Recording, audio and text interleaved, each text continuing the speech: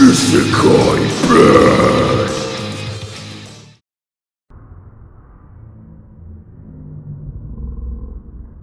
Hello, traveler. It's been a while since we had a chat about pure garbage in animated form. I've spent a lot of time looking inward and writing with some level of thought integrated, speaking positively about the world. One person called me a hater channel, and I'd like to see them do that now that my last 12 videos have all been just jolly about things. I'm not saying I spitefully wrote several cheerful videos just to prove that guy wrong, I have nothing to prove, but I'm the happiest goddamn vengeful spirit you'll ever meet, and I won't stand for any more slander against my ability to spread messages of felicity. If you don't think so, fuck you, I fucked your mom. I couldn't ask for a better start than the Iceblade Sorcerer shall rule the world when looking for something so completely devoid of novelty and application. You think maybe this takes place at a magic school? Don't even begin to pretend you can't tell what this is, 100%, just by glancing at it. While not technically an isekai, it's such milquetoast pee-pee bread, it fits in just fine. Ray White attends the prestigious Harry Potter school, Arnold Academy, a facility not known for its incredibly skilled alumni, but for seemingly only accepting applications from those of elite blood.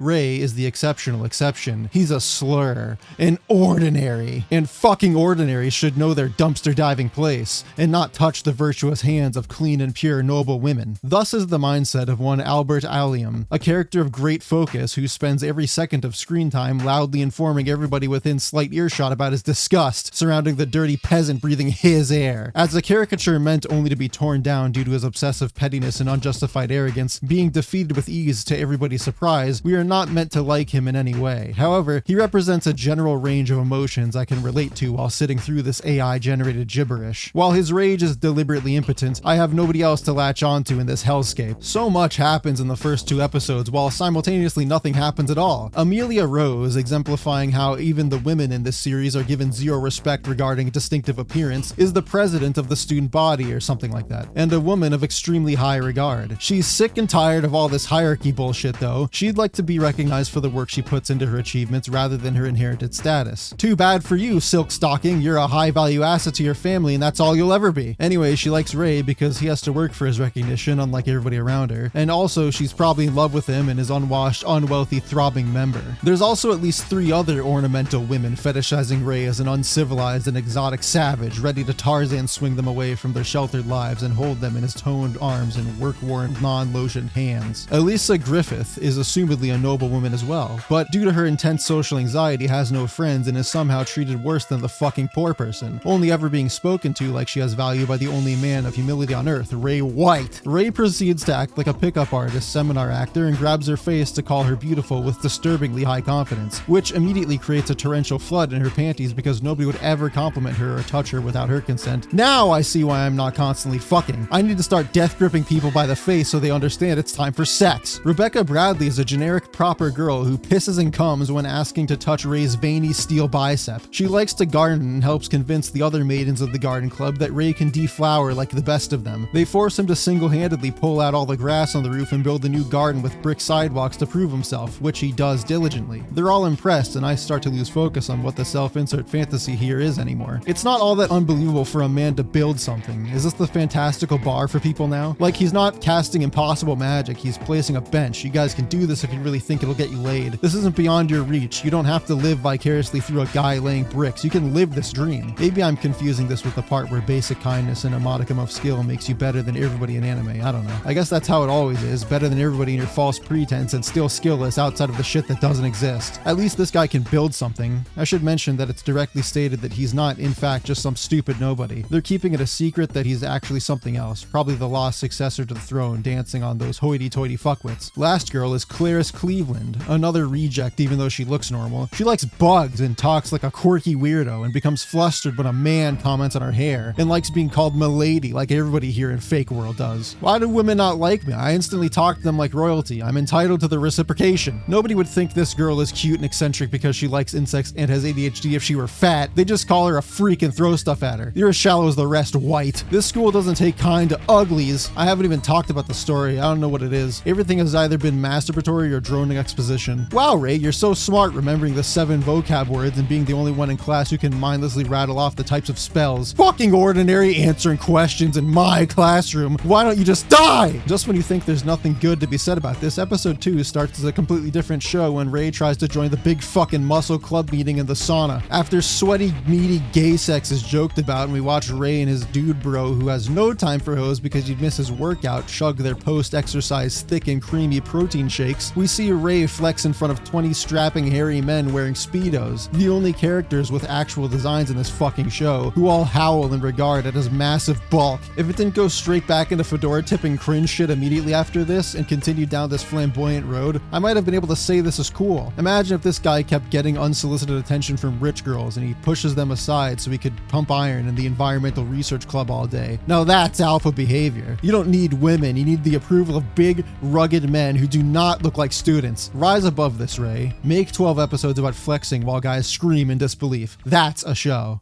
So in that last one, I brought up how Rei was considered super fucking cool on campus for building something completely within the realm of possibility. Handyman Saitou is that one scene, but for the whole show. Jack of all trades and company slave Handyman Saitou was underappreciated for his replaceable abilities at his shitty job where his boss told him if he doesn't like it, he should just fucking leave. Saitou felt like total shit after that and probably some other stuff, but I don't think his boss actually expected Saitou to straight up pack up and go to another dimension forever. Here in Isekai world, everybody thinks Saitou is the greatest thing since magically shooting a fireball at a lock to break it, which apparently isn't a thing here because Saitou's most useful expertise is lockpicking. Seems like somebody could just blow it off, cleanly whack it with a sword, but according to Saitou's troop, that probably isn't lying to him. He offers a lot to their missions. He doubts himself though, feeling like he can't do much in the way of combat and could maybe do best dying in a ditch where they wouldn't bother to save him. Told in short clips summarizing their misadventures and Saitou's memories of being told his work isn't illustrious, we witness dealing with mimics, acts of group cohesion being encouraged, and fixing stuff. In time, Saitou will surely understand his place as a hero that everybody should love, not just a plumber. If Mario can do it, so can you. In the group, we have Rauza, a heavily armored woman trained in combat with a bashful personality and what appears to be very little knowledge of things outside of cleaving heads in two. She's quite fond of Saitou's ordinariness, because to her it's all otherworldly mysticism when he uses a tape measure. This is because in her world, centimeters do not exist, and instead things are measured in units of penis. As it goes, a great ruler with a 30-centimeter monster Peter and 300 children was held by scholars as the standard, and thus their second party member, a fairy named Lafanpan, is said to be about 1 penis tall. Charming. Lafanpan can use healing and other supportive magics, but only puts her powers to use for money, something Saitou should have empathy for considering he'd like to be paid for his labor too. The primary magic user of their group is the old wizard Morok, who suffers from dementia and often forgets where he is, what he's doing, how to do anything, who he's fighting, how to hold his bowels, and where his car keys went. Reportedly, he can pull his shit together long enough to save everybody when necessary, but there's no cure for Alzheimer's and it's only a matter of time before Morok incinerates the lot of them during an episode if they don't put him in a home and never visit. Somewhere in there is a dwarf masochist who preserves energy from being beaten on and releases his tension outward in an explosive climax after especially hard beatings. He's prideful of his lone edging sessions, but he keeps a puppy in his helmet for company after finishing. Seems unsafe. Some other stuff happens, like the shopkeeper hustling a scammer and underpaying for a dagger with more value than it initially appears, something Saitou for some reason picks up on him with his handyman eye. The show is of much higher quality visually and acting wise than the first piece of shit. It looks much cleaner and the characters tend to have something going for them, but it still plays heavily on the normal person hates his life and goes to magic world where everybody loves him story. Granted, it's not gross and the admiration people have for him is generally more honest and accepting than if everybody surrounding him were inept women, but it doesn't invigorate much outside of the off tee-hee here and there. One that I can't quite say fits the mold exactly this season, but still takes place in a medieval fantasy world with a quest-driven economy that also isn't very consistent with its quality control is Ningen Fushin, adventurers who don't believe in humanity will save the world. As the title readily lets you know, it's about a group of 4 adventurers all carrying baggage from being dramatically backstabbed by everybody they loved, and subsequently turning to some kind of vice to cope with their miserable lives. Nick, the names this season are knocking it out of the park, was an achieved adventurer, dropped without notice from his guild and broken up with by his Janus-faced girlfriend. He responded to this like any normal high-stress Japanese individual working man does. He became a fanatic fanatical idol otaku. The nuances that have led to a modern-style idol group and a stage performance to exist alongside torchlit taverns and sorcery-empowered battling is left to the imagination. Nick was essentially let go for being too much of a threat to the status quo of his organization because he's too cool and makes everybody else feel bad because of how cool he is. Now he fears being rejected, knowing that his best efforts may go less than rewarded. One day, while contemplating his life choices, he miraculously meets the rest of his party-to-be as they bemoan identically their trust in others being washed away. They begin confiding in each other about their rotten luck.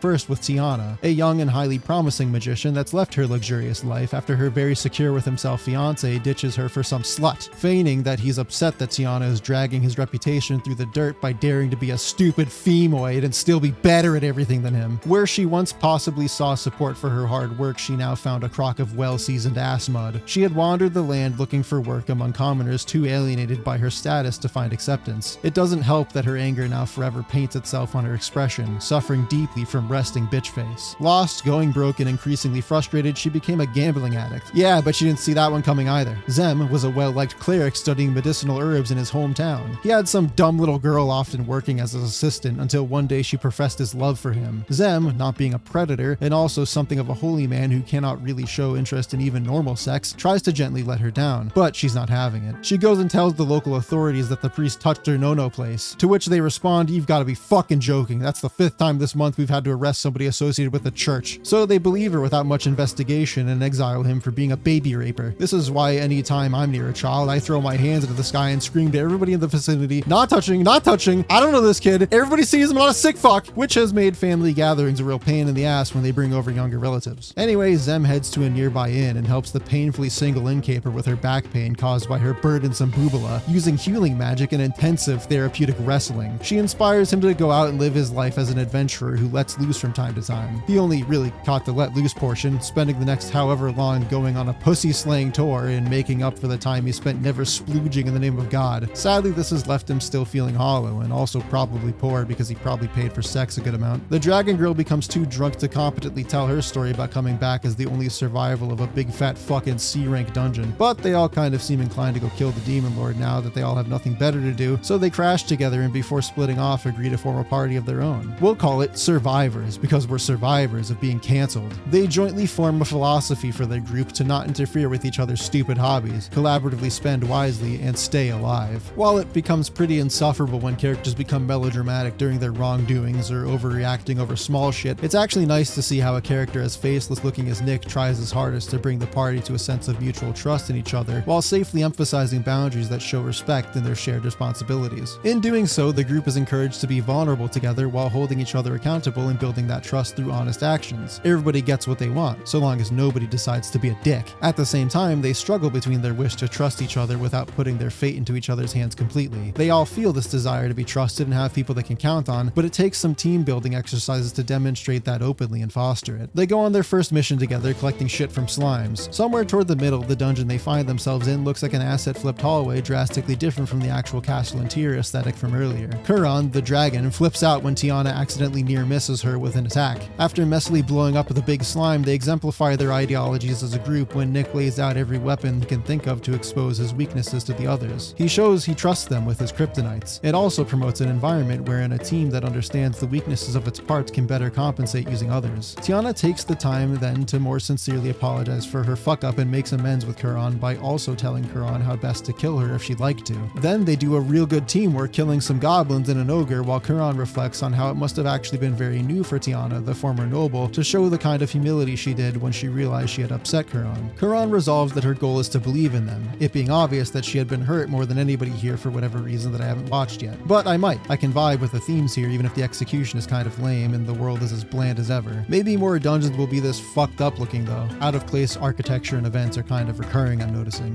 Before I move on, the intro music sounds like a 90s shonen anime, which is kind of cool, and the outro is actually pretty cute. Enough of this though. I think this season really needs something something to spice things up, like more talking about the Demon Lord King. Thankfully, here to make sure there's non-stop talk about just such a subject is Chillin in my 30s after getting fired from the Demon King's army. There are a lot of these sentence titles this time around, so don't get comfortable. Dariel is a decrepit old 30-something-year-old demon recently seeking employment because their heir of the throne, the Demon King's good-for-nothing son, has given him the boot, and the severance package includes banishment. Diarrhea explains that demons and humans are mortal enemies because they said so, and that the only real difference between a demon and a human is that demons can use magic. Dariel, as it happens, was fired because he can't use magic, and for some reason nobody thought that was suspicious. Can't even make a fire dragon, can you, stupid? Now Dark Soldier Dariel is gonna have to be Nice Guy Dariel. Dariel believes he is a little too long in the tooth to prove competent at anything else. Yet here he is stopping a 40-foot ape from karate chopping him in half, using nothing but his physicality. After one-shotting the monkey using a human weapon, a disgrace for a demon, he is approached by a grateful Marika, who was about to reenact King Kong if not for his actions. Marika is exceptional because, just like Dariel, she's a blank slate personality with nothing especially of note about her presence, and this is usually an archetype reserved for the main character exclusively in this kind of self-insert bullshit. If you have absolutely zero standards for what you seek in your waifu, Marika couldn't be more mild in every capacity, yet something is compelling Dariel to stay in Marika's village. But I couldn't tell you what. She lives with her parents, so she's probably like 16 considering what this is, and her dad thinks maybe like for 1 second max, maybe we shouldn't let this guy live in our daughter's bed. So he's invited to stay because there's nowhere else more imaginative for this to go. Marika comes to his room at night to interrupt him trying to bust a nut and babble about never having been saved by a man before. Yes, fine, just go away, I'm busy. The more you talk, the harder this gets. In the morning, Dariel is coerced to join the Adventurers Guild. Don't be fooled, this is not magic the human is using. It's aura. Very different. Dariel panics because he's been told the demon cannot make a contract using aura, and then they're gonna find out he's a human and they're gonna chop his head off. Big shock time, he's human. And he's got the biggest, hardest, veiniest aura of any man. Probably why the Demon King adopted him, preventing him from finding out his potential. Yes, Dariel knew he was adopted and still never questioned it. In a series of oohs and ahs about how unbelievable Dariel's power is emasculating dad in front of his daughter, Dariel is shown to inherently be a master of all forms of definitely not human magic. He sets out on his first mission to seek medicinal herbs in a forest of death, and it's about here that I decided there's really no point in me continuing the show just so I can watch the guy face no trouble for the rest of his life. Side note, and this is a spoiler for episode 6 I think, so skip ahead if you don't want to hear the big surprise, but I'll wait. But he marries the booby girl and has a kid.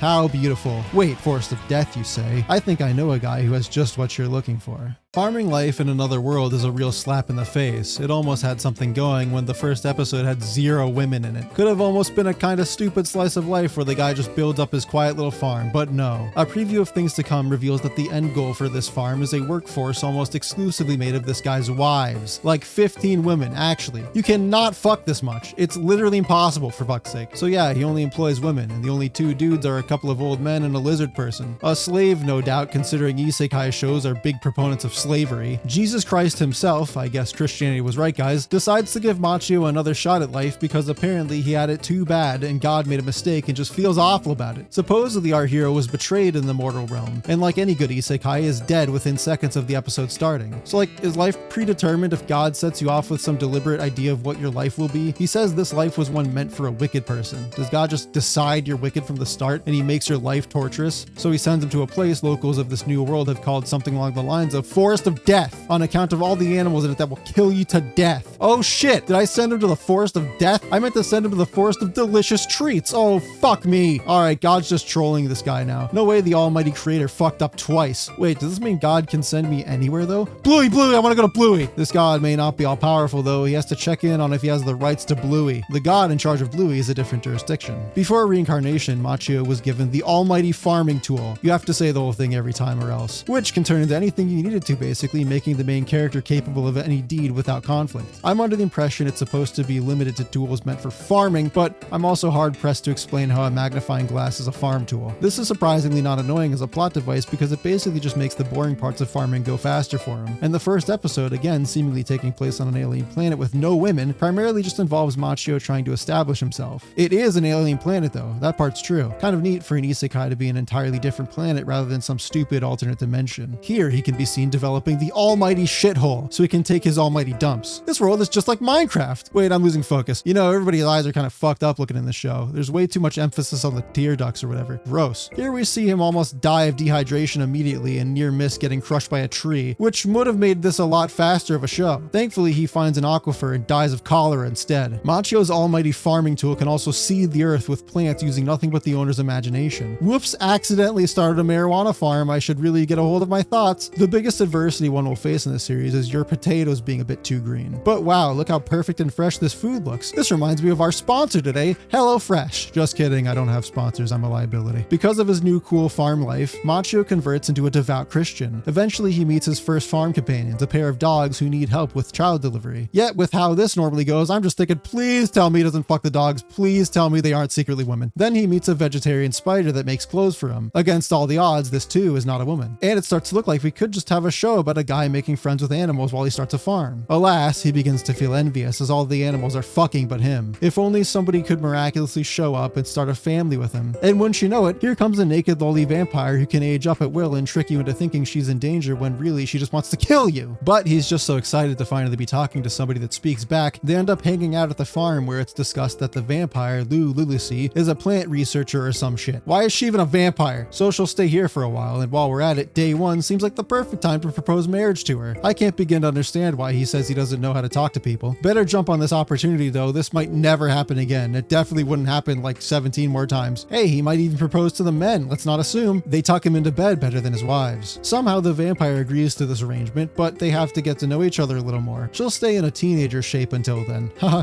you, an anime protagonist, would never think of touching a minor, would you? Eesh, my first Animal Crossing village was a lolly vampire. Shitty roll, I'm gonna have to restart. Was really looking for the lizard man. Anyway, I'm thinking the rest of the show is collecting a different girl each episode. That or the next episode introduces 10 women right off the bat. How about 2 women, no males allowed? Well, I can't say no males, there are men in this story, but the focus is on girls and their pure, clean, dickless romance. The magical revolution of the reincarnated princess and the genius young lady starts with this girl totally eating shit before it's revealed that she's actually the marauder princess, Anisfia, who goes around fucking up plebeians' hunts by being royalty and stealing resources from the lower class. Despite being a noble, Anisfia can't use magic, probably because she's an isekai protagonist not from this strange unlike any other world. So instead, she relies on tools imbued with magic, such as a flying broom. That's kind of indistinguishable from using magic, but maybe I'm too much of a simpleton to understand. Upon returning home, Anisfia's dad, King Orphan, that's his name, gets mad because she's acting like a barbarian in front of important people. But Anus screams domestic violence and wins the argument by default. While other nobles admire Anisfia's magicology, as she calls it, Prince Algard is noticeably annoyed by her carefree lifestyle while he's left as the heir with all the responsibilities that come with the title, because Anisfia said she didn't want to do it first. We see a younger Anisfia dream of using magic to fly, something she still hasn't fully attained apparently, and this somehow connects to her previous life in regular world because there are some indicative flashbacks in the flashback. She then meets up with her cool goth friend Tilty to make crystal meth. Then the episode diverges pretty drastically away from this kind of quirky princess story about magical wishes and focuses hard on the embittered prince, now lashing out and arguing with his predetermined fiancée Euphilia about political bullshit he clearly wants nothing to do with. It's long and dramatic, and you really have to like the idea of people being mad about fake politics and arranged weddings to sit through it without wondering why the fuck they walked away from the fun part of the show to do this. Prince Algard is the talk of isekai prep when he's seen fraternizing with a commoner, the commoner shockingly not being the main character today. Meanwhile, Anisfia adds insult to injury for Algard as he witnesses her silly adventures stealing brooms. At the royal get-together something or other, Algard makes a scene claiming that he's calling off his marriage to Euphilia because she's allegedly harassing his commoner side piece. This second soap opera horseshit scene is finally ended when the wacky princess smashes through the window resulting from her somewhat successful flight attempt. She pretty quickly picks up on the fact that her fuck-up is actually the least of everybody's problems at this event and decides to take measures into her own hands, effectively kidnapping Euphilia like she's Peter Pan. It's the revolution of these 2 girls, the inventive one and the smart one, that's Euphilia, because they're shaking up politics and magic with their up-and-coming lesbian love, although I'm not convinced that Anisfia isn't a man originally. Although pretty sure Anisfia Anisfia just straight up lied to Tilty earlier about knowing Euphyllia. I guess she didn't want to make it obvious she's crushing on her brother's very happy fiance. Good thing Algar doesn't want to do his job. By the time I finished that episode, I felt extremely rattled by just how much shit was happening at once and how much of it I thought was insufferable. It totally lost me on the switch to political drama as part of the setup for the show, and it really felt like maybe time constraints or overambition with what the story wanted made the juxtaposition all the more frustrating and shocking. I was simplifying the plot up there, and I still feel like it was way too long. And for the record, the people I watched this with seemed confused with how unpleasant I found the first episode, so there are definitely people who would get more out of this than I did. But I think you probably have to watch more epic drama medieval politics Netflix shit than I do in order to achieve that. There's no sense in denying my biases here. Make of it what you will. Conversely, I actually think I enjoyed the second episode a little more. King Orphan has a VTuber branded magic teapot using magic stones first thing. Half the second episode is talking about how this mess is gonna work, as Anisfia very romantically talks about Euphyllia's usefulness to her as a tool to better understand her research on magicology. Nevertheless, she makes it very clear that she's in fact very gay, something that Dad does squeeze her head about, but all things considered for the estimated time period, she's allowed with some level of support that doesn't involve public stoning. Euphyllia is readying up to be Anisfia's assistant since she's got nothing better to do now that a man has said something mean to her at a party. Doesn't matter that she's a genius magician and a martial artist, we can't let people know she's welcomed after Algard threw a tantrum. Euphyllia's stone-faced dad, witnessing Anisfia's family bickering, realizes how much Euphyllia has spent her life being a bargaining chip, underplayed as a talented person and given no choice. He sees that Anisfia desires to help Euphyllia reach her full potential, and acknowledges the strengths that could come to the family even with this unorthodox path. Anisfia can still become queen through other means after all. My decree as queen is that you will give all brooms to me. So he drops political formality and encourages Euphyllia to shift away from blaming herself for all this dumb shit and instead makes it clear that he now sees the pressure that's been put on her and the work she's done to keep up. He asks Euphyllia what she'd really like to do.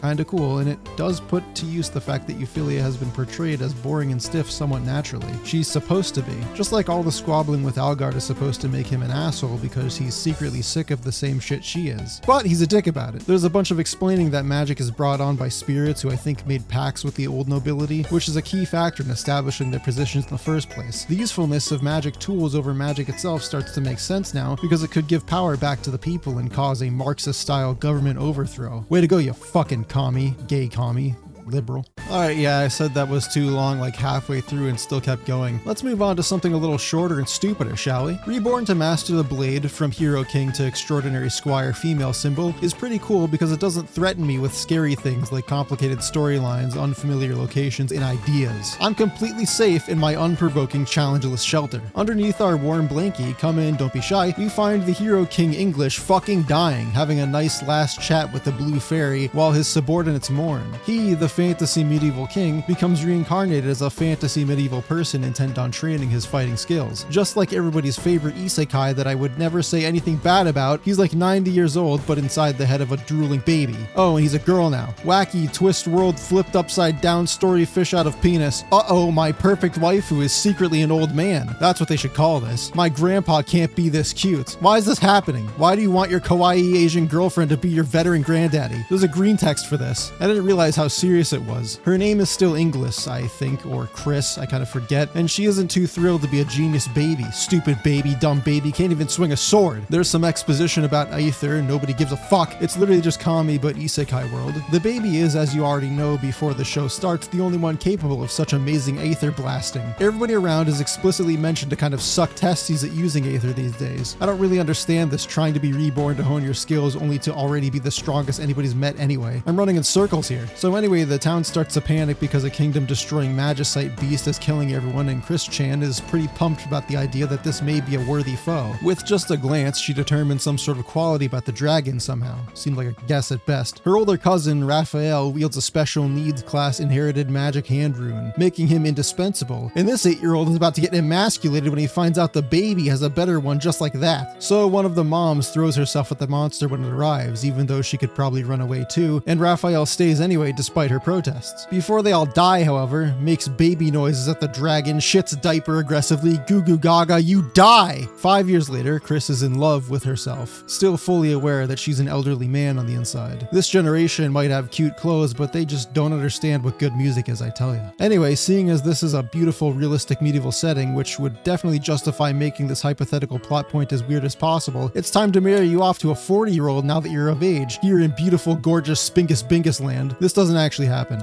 Yet. What does happen is that this fat businessman who sounds like the cop from Higurashi shows off his son to the knights because he kicks ass. However, it's all a clever ruse that would fool even the best of them. Unfortunately for him, Chris detects magic coming off the little bitch when he uses a sword and shut up, narrator, I know what magic is! Don't look him in the eye, he'll make you as slow as this show and snatch the wind from right beneath you. Chris warns Raphael about this before he steps up, and he still fucking loses even when the magic isn't taking effect, so I guess he just fucking sucks, and these merchants are right to mock the so-called holy knights. It's time for a 5-year-old girl to make a gigantic scene and win the fight. This part is pretty well done visually, and I kind of like the overall art style of the show despite the concepts all being, you know, isekai. I'm definitely not watching anymore, you and I both know where this show ends up. I will say though, apparently cousin Raphael falls in love with Chris, which isn't gross at all. That's okay, Chris is only interested in fighting and women. Would have been more fun if she just stayed a world-conquering baby. Shockingly, well not really, similar story, the reincarnation of the strongest exorcist takes place in a far less common setting at this point for anime. Japan. Feudal Japan. And it's about an onmyoji who gained incredible power but apparently nothing else and got assassinated for being an asshole. Before he dies, however, he harnesses his power and performs a reincarnation thingy and leaves Japan for the mysterious magical land of it's still fucking Europe. He isekais himself and still goes to ye old Europe. Why do anime people love back in the good old days pooping the streets of Europe so goddamn much? Well, in his new life, magic isn't much of a prominent thing for him. His whole family are mages, but in his new child body, he's categorized as magically impaired. This is because he's still maintained his previous spiritual energy, so he's effectively still magic, but not like the Dungeons and Dragons magic. It's different because his is spiritual and theirs is stupid. Alright, this is kind of hilarious. This is a show about an overpowered guy using Japanese spirits to flex on typical isekai world. Superior Japanese magic and yokai destroy your pitiful magic wands. I will dismantle all isekai and make anime about something again. He actually just outright says this is like Europe from his previous life. They aren't even pretending anymore. Seika makes himself some shikigami from leaves before his shithead older brother Glai comes over to beat him up for being alive. Unlucky for him, this means every time he's an asshole, birds will bust through the windows and peck his eyes out forever. Doesn't learn his lesson though, because later he starts mouthing off again about how he's gonna go to Magic Academy, while Seika sits around being useless all day, unlike him, standing with his head literally pointed to the sky like Boa Hancock. Dad swings by to put an end to the whole farce so he can teach his not son of a whore's kid magic. And Seika's like, oh daddy, please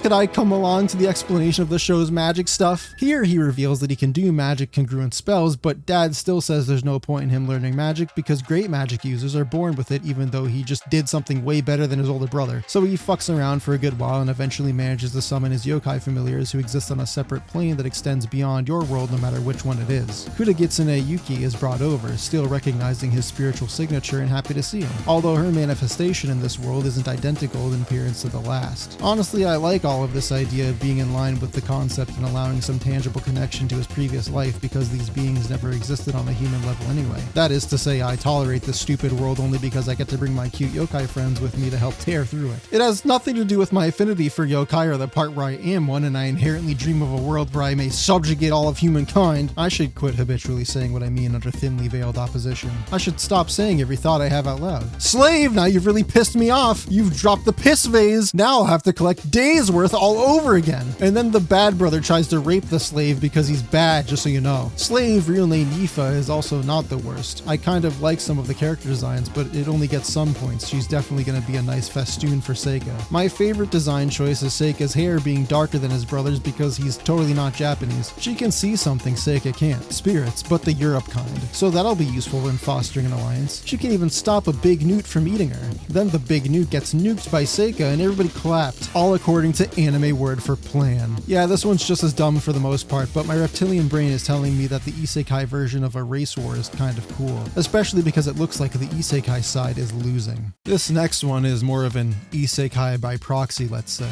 Endo and Kobayashi Live, the latest on Tsundere Villainess lies a lot. I can't even tell if that's a joke or actually what they're going for with the name, but I imagine it's not too complex. It's about a very unusual otome game taking place at a medieval magic school. Never heard of such a thing. The game's called A Magical Romance, or Love Me Magically. I don't know what the official translation is. We're getting a little too creative here either way if you ask me. It starts out with the Tsundere Villainess herself, lying bitch, waltzing up to her fiance, Crown Prince Squidward, while he's in the middle of tutoring some filthy fucking ordinary. Before the prince can explain himself, he has a brain blast leading to irreparable mental damage, causing him to believe he can hear the voice of God, a relatively common delusion, poor fuck. But actually the deities he's hearing are two teenagers playing his stupid game and doing let's play commentary over it in their high school broadcasting club for practicing commentary or something. Definitely not just fucking around using school resources. And whoa, is that a GameCube? Read a comment, what's your favorite GameCube game or I'll kill you. Mine's Sonic Adventure 2 Battle, because I forget if I mentioned Sonic yet in the video, and I think I have a quota for that because Sonic rules! And bring back the Shao Garden, you fucking cowards. Yeah, so the video game character can hear the gamers from real life and thinks they're divine beings. Conversely, the high schoolers could be having their own psychotic break where they believe the TV is talking to them. Another common idea at the psych ward. Meanwhile, their club peers gossip about them while they bring a whole ass camping grill to school just so they can burn bread on the roof. Kobayashi's obsessed with the game and wants her crush Endo to be into it too. So like any good game recommender, she starts him off on the third chapter without any real context other than the pink-haired commoner girl Fiend falls in love with a bunch of blonde boys, or a Shota, that's an option, and gets harassed by an envious Lieselotte. Seemingly, Siegwald is the only character who can hear them as they psychoanalyze and predict every facet of his pre-coded falsehood he calls a life. And the pair only realize this when he chats to them from inside the game like some creepypasta. Upon realizing this, Kobayashi gets to thinking that maybe she can undo that coding and create a new ending route for the game wherein Lieselotte doesn't die a miserable death, a fate that is predetermined no matter what the player does, as Siegwald ultimately refuses her love. However, perhaps with this power they can manipulate Siegwald into staying with her, without his explicit knowledge of course, so that she too can live happily ever after in one save file in one copy of the game, and that's it. In doing so, by the will of God, the main character of the game will be cucked. So it shall be. I don't know why I drunkenly wrote in my notes comparing this to Spy Kids 3, because that doesn't actually seem like it fits here at all, but I just thought you should know that anyway. I like the part where these children cause the prince to have an existential crisis by forcing him to only ask one question to them so as to avoid spoiling him on his own future. He just fucking shatters. What do I ask? Oh my god, the meaning of the universe? How she'll die? What I'll have for breakfast tomorrow? Shit, not that one. Yeah, but for real, he asked them what a tsundere is in his panic. So not far off. Oops, I deleted the save file. I guess they're fucked. This one is a surprisingly well executed concept with a clever idea behind it. There are some real stakes here.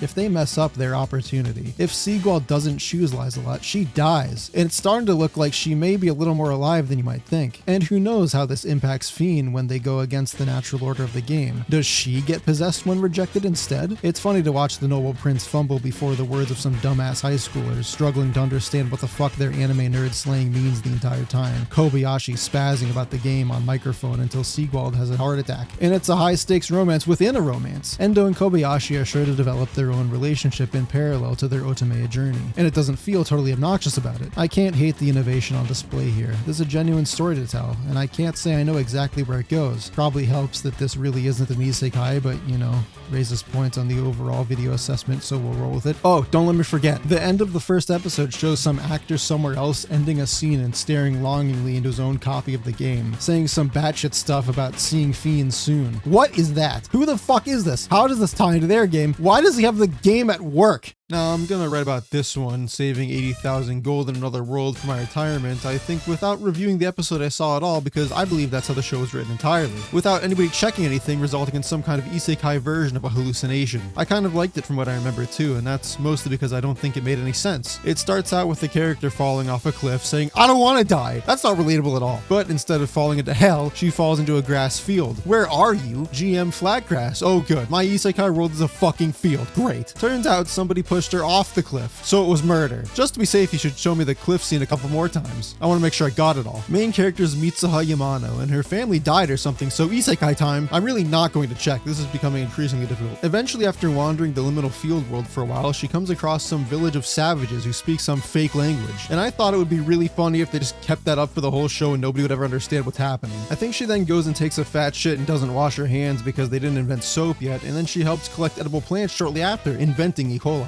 Somewhere in there, she keeps having flashbacks about her dead brother over and over, who gives really wise advice like that wolves move in packs. I don't think he went out much. Thankfully, that information comes in handy when her and the native kid almost get eaten by field world wolves. Yeah, I can see how this is about saving for retirement. Using her memory about her brother or something, Mitsuha unlocks the power to dimension jump back to her old world and into her brother's room. Like, what the fuck, Jack? That just goes back. First episode. She uses this power to get like tools and other shit she can bring over to help with stuff in the isekai world, like making the wolves not a problem anymore. This will all make sense in a second. So it turns out that her brother bought a lucky cat statue. This might be where it started. And that statue is tied to or related to a representative of a god, and her brother's owns God. When Mitsuha fell, her thoughts were so intensely negative that the universe traveling god was intercepted by them, and reality warped around that because she ripped out part of his brain and then went and now she can travel worlds too and heal real good. The cat's pretty pissed at her for being such a bummer, but also he helps her and gives her the ability to understand foreign language. So now we can hear what other characters are saying. So her plan is now to sell Earth items to Stupid World for gold so she can become rich and die. And it's Lucky Cat because money. I was led to believe that she's been dealing with a lot of trauma about her dead relatives, but now she's aiming to save money because that's what her wacky brother would do. Some other stuff happens, I'm fairly certain, but it's mostly word salad, and that's the premise of the show. I hope you understood that. Finally, we come to the last isekai in this video, and it was way too much. This is probably going to be my longest isekai video. Why did I do this? Campfire cooking in another world with my absurd skill is definitely an anomaly. It's by Studio Mappa of all studios. I'm not used to them making what appears to be generic isekai garbage. And while this one really kind of is on the surface, Campfire cooking in another world actually decided to go for a genuine slice of life angle rather than being gross or edgy or excessively self-inserty. I mean, the world's nothing important. The main character looks as you'd expect. He's technically overpowered, but none of that seems to be critical in how the show attempts to entertain you as a viewer. It's like they tried to hook your stupid ass dangling the shiny isekai cancer candy in front of you only for you to show up and be like, where's the harem? I don't get it. Where's the magic school? And it's got a cool glowy wolf in it. It starts with the ceremonial summoning of non-consenting Japanese people to the kingdom to save the kingdom.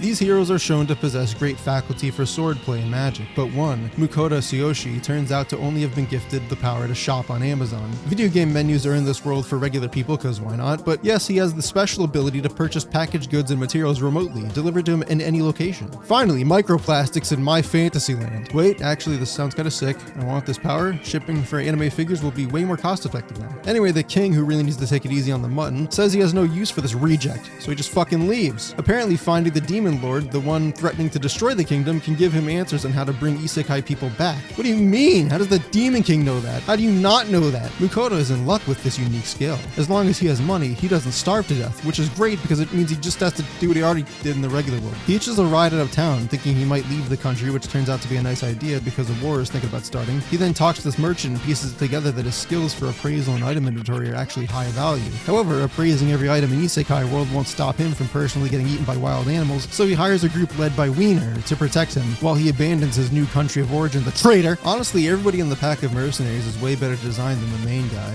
They all have a lot of personality, and it shows in their facial features and clothing if you ask me. I kind of wanted them to be his traveling buddies for the whole show, but that doesn't happen. Right, show me a good thing and then snatch it away. I'm being victimized by this cartoon. He cooks for them during the trip using his not magical stove. They do have that as an option though, and they are just fucking loving it. They can't get enough of his cheap shit white bread and pre-made curry packets because they normally get to eat tree bark and actual animal droppings. Then they kill some really cute moths and a cool pig too. What the fuck? Stop that. Meanwhile, a big doggy has been stalking them and he's getting a little pissed that he's not eating their food. The beast designs in this show are some of my favorites in a show like this. I think it's because they have scary details and obnoxious colors. But man, as soon as it becomes apparent that the wolf is gonna join them, become a contractually obligated legendary familiar to the main boy even, my little alarm bells start blaring. I'm thinking, oh god, the dog's a girl secretly. It's gonna turn into a hot girl any second now. He's gonna fuck the dog. Hasn't happened in the 2 episodes I sat through to make this, but I don't trust like that. Isekai bullshit tropes have ruined that for me. You are a dog, right? Dog's name isn't even Hachi. I thought that was the only dog name in Japan. That's the only Shiba Inu name in America at least. Name your dog something else. Everybody likes the story. Now heartwarming. Name your dog Bologna Sandwich Man or something. Fuck. Name's Fel, like Felicia, because she's a girl with fat titties. I knew it. Fel holds Mukoda at gunpoint, saying he will be his familiar, and he will receive a salary of food for his services. Then the kingdom they head to starts to absolutely panic because of the big dog, likely having something to do with the species' reputation for destroying civilizations. They go through some rigmarole until the guards figure out that Fel's under control and probably won't kill everyone. Probably. Because everybody's so impressed by Mukoda, some rich people try getting his attention. But Mukoda was planning on laying low, really, and Fel helps this process along by terrifying anybody who tries to point out that this isn't laying low at all. Makes no difference to me if you know I'm laying low or not, as long as you act like I am. Then the party leaves, their mission completed, fuck. Then he makes his way to the Merchants Guild to sign up, and who Who cares? Where's my goddamn dinner? Then he goes to the Merchants Guild again to sell table salt, which turns out to be worth billions of monies in this world, so he's a trillionaire. At the Adventurers Guild, where he also wants to sign up to sell dragon bones and other shit Fell kills, he's met with a receptionist that really couldn't give a fuck about this. Adventurers are all a bunch of cocksuckers. At some point, he cooks Fell some meat with garlic sauce, and I think garlic is poisonous to dogs, so then Fell dies. Anyway, I think that's everything that happened this first 2 episodes. I left out a bunch of cooking that happens in between, which really doesn't make a lot of sense because this is essentially a cooking show with this guy's life as a backdrop. Don't get me wrong, the cooking part is actually the best thing. That's where that Studio Mappa budget is really coming through, if anywhere. I just don't know what to say about a bunch of cooking. It looks nice, it's food. This is what it means to make a stupid, shitty isekai world and not have it suck somehow despite it all. This is where I'm not totally enraged that everything is basically the same as any other show because it leaves out the parts that make me want to vomit. The characters are pretty cute, the monsters look shiny, and the story's harmless, laid back, foodie fun. I don't have some kind of wisdom to impart here, but I came to realize that the title is satirical, mocking those long ass titles about super strong nobodies. Though with my absurd skill part, yeah, that's just bottled preservative filled chicken sauce. The campfire cooking in another world part is true though. This video is late and you probably already watched every single episode of the show if you've made it this far. Thanks for that, by the way. But if you haven't watched this show, maybe you should. I don't know, do whatever you want. You're an adult, or you aren't, but I swear a lot and talk about excrement and sex and violence constantly, so maybe don't watch this if you're 12, or at least don't show this to your parents. Forward all parent complaints to my email on screen here. Thanks for watching. See you next time in Europe. It'll still be Europe, I promise.